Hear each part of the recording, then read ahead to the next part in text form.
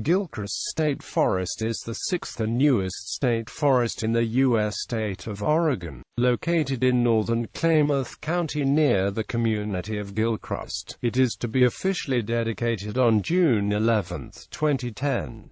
The forest sits along U.S. Route 97 and will be 70,000 acres in size. History: originally owned by the Gilchrist family and the logging company, the land in what became the state forest was sold to Crown Pacific Partners in 1991. Crown Pacific Partners struggled financially under a large debt load and filed for bankruptcy in June 2003.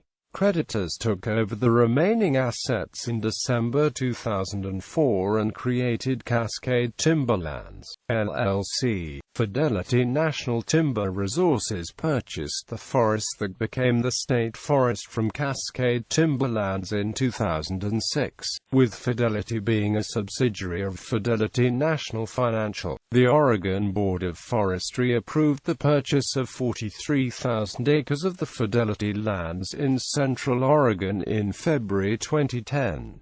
The $15 million deal was for land with young pine trees, and was designed in part to prevent future development of the area. Fidelity's CEO at the time was developer Bill Foley, whose holdings included Whitefish Mountain Resort in Montana. Oregon lottery funds were to be used to secure bonds for the purchase of the land. The deal was finalized in March 2010, and the state of Oregon took title to the lands that month. Additionally, the non-profit group The Conservation Fund was to buy 25,000 acres of adjacent land to prevent its development and eventually sell to the state. Once state funds became available, both the state-owned lands and the non-profit-owned lands were to be managed by the state as the 70,000-acre Gilchrist State Forest. The timber on the lands will not be large enough to harvest for several decades, as the land was logged in the early 1990s.